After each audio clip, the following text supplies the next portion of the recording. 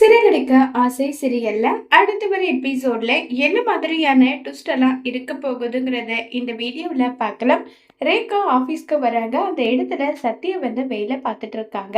சத்யாவை பார்த்ததும் போயிட்டு பயம் பொறுத்துற மாதிரி சும்மா டீஸ் பண்ணி விளையாடிட்டு இருக்காங்க. உடனே ரேகாவை பார்த்ததும் சத்யா எப்பவும் போல எந்திரிக்கிறாங்க. இதை பார்த்தா சத்யாவுக்கு ரொம்பவே ஷாக்கிங்கா இருக்கு. என்ன ரேகா, என்ன பண்ணிட்டு இருக்கன்னு சொல்லி கேக்குறாங்க. என்ன சத்யா, எதுக்காக என்ன பார்த்ததும் நீ எந்திரிச்சு நின்றன்னு சொல்லி கேக்குறாங்க. என்னதான் இருந்தாலும் நீ என்னுடைய பாஸ் இல்லையா? உன்னை பார்த்த பின்ன எந்திரிச்சு நிக்காத, வேற என்ன பண்றதுன்னு சொல்லிட்டு இப்ப சத்யா கேக்குறாங்க.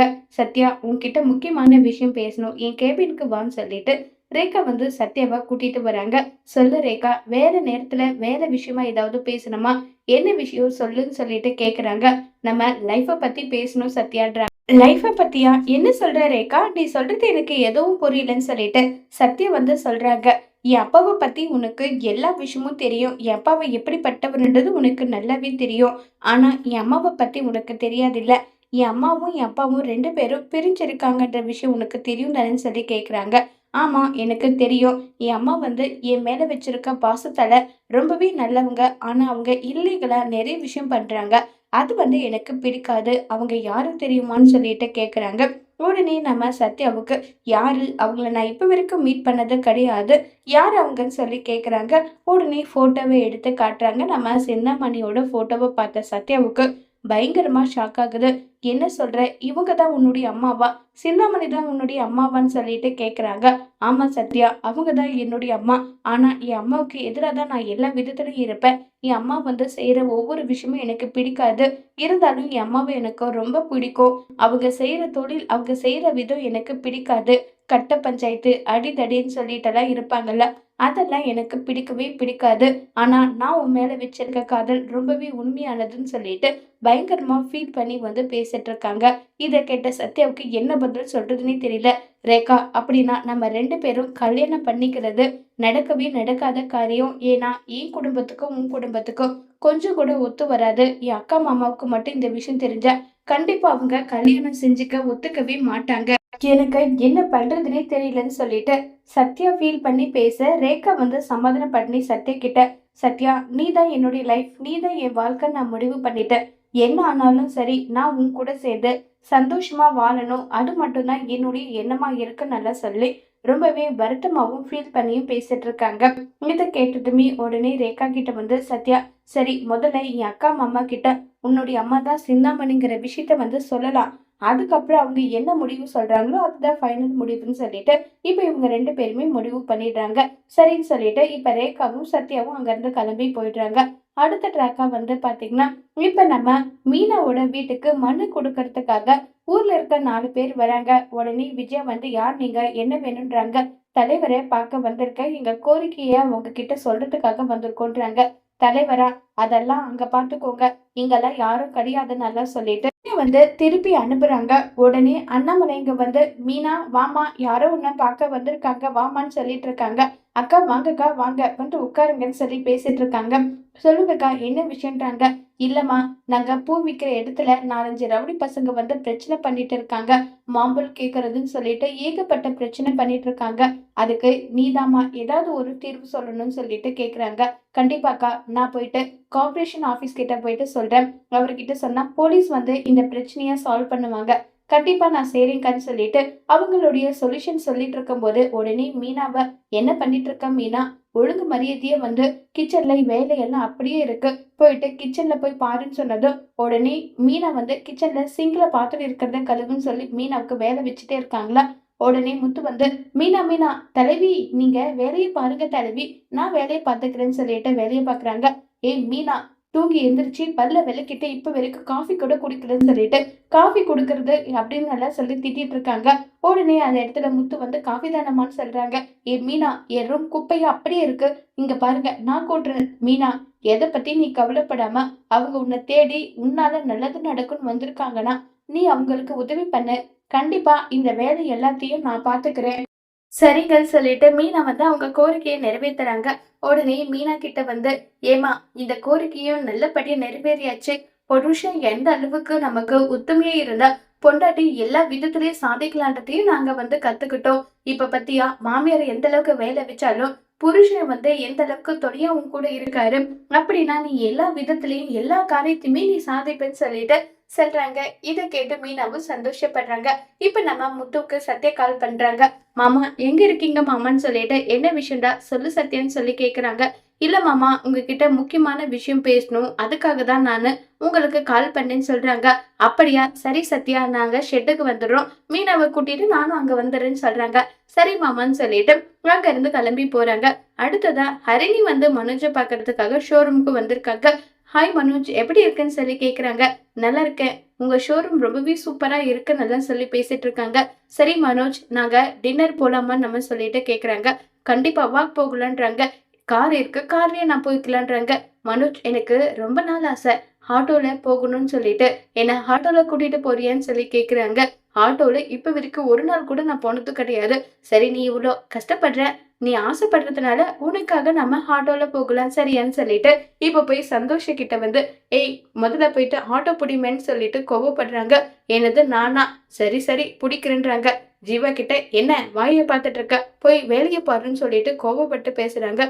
உடனே அருணி வந்து சொல்றாங்க. மனோஜ் எதுக்காக அவங்க கிட்ட இவ்வளவு ரூடா நடந்துக்கிறீங்க? அவங்க கிட்ட கொஞ்சம் சாஃப்டா பேசலாம் இல்லைன்னு சொல்லிட்டு கேக்குறாங்க. இவங்க கிட்ட எல்லாம் இப்படி பேசினாதான் ஒரு மெயின்டைன் பண்ண முடியும் இல்லைன்னா அவ்வளவுதான் சொல்லிட்டு மனோஜ் அங்கிருந்து போறாங்க. மனோஜோட நடவடிக்கை கொஞ்சம் கொஞ்சமா அருணிக்கு பிடிக்கிறதே கிடையாது. மனோஜ் ரொம்ப ரூடா நடந்துக்கிறது அருணிக்கு சுத்தமா பிடிக்கிறதே கிடையாது. அமைதியா சரின்னு சொல்லிட்டு அருணி கிளம்பி போயிடுறாங்க. அடுத்ததான் வந்து பாத்தீங்கன்னா இப்ப நம்ம சத்யாவையும் அதே மாதிரி ரேகாவையும் காட்டுறாங்க. ரேகா என்னுடைய அக்கா வந்து தலைவிய வின் பண்ணதை நினைச்சு நீ ரொம்ப சந்தோஷப்படுற. ரொம்பவே சந்தோஷமா இருக்கு. கேக்கெல்லாம் வெட்டி செலிப்ரேட் பண்ணணும்னு நினைக்கிறேன்னு சொல்றாங்க. சத்யா உன்னுடைய அக்காவை எனக்கு பர்சனலாவே ரொம்ப பிடிக்கும். சின்னதா பூக்கடை ஆரம்பிச்சதுல இருந்து இப்ப தலைவி வரைக்கும் அவங்க உயர்ந்து வந்திருக்காங்கல்ல, அதை நினைக்கும் போது எனக்கே அவ்வளவு சந்தோஷமா இருக்கும். என்னால முடிஞ்ச சின்ன செலிப்ரேஷன் அவ்வளவுதான். இதுல போயிட்டு என்ன இருக்கு? முதல்ல நம்ம போயிட்டு விஷயத்த சொன்னா அவங்க என்ன பதில் சொல்லுவாங்கன்னு கூட தெரியலன்னு சொல்லி ஃபீல் பண்ணி பேசிக்கிட்டு இருக்காங்க. சத்யா ரேகா ரெண்டு பேருமே பேக்கரியில இருந்து கேக் வாங்கிட்டு வர்றத வந்து தூரத்துல இருந்து சிந்தாமணி பார்த்துட்டு இது அந்த மீனாவோட தம்பி தானே, ரேகாவோட ஆபீஸ்ல தான் வேலை பார்த்துட்டு இருக்கானா? ஆமா மேடம் சொல்றாங்க. இந்த ரேகாவோட அப்பாவுக்கு கொஞ்சம் கூட அறிவுன்றதே கிடையாது. பொண்ணு யாரு பின்னாடி எல்லாம் சுத்திட்டு இருக்கு அத கூட கண்காணிக்க மாட்டாரான்னு சொல்லிட்டு கோவப்பட்டு பேசிட்டு இருக்காங்க. இங்க பார் அவங்க ரெண்டு பேரும் எங்க போறாங்கன்றத ஃபாலோ பண்ணிட்டே இருன்னு சொல்லிட்டு கோவமா அங்க இருந்து போறாங்க. இப்ப ரேகா சத்யா ரெண்டு பேரும் முத்து மீனாவை மீட் பண்ணதான் போறாங்க.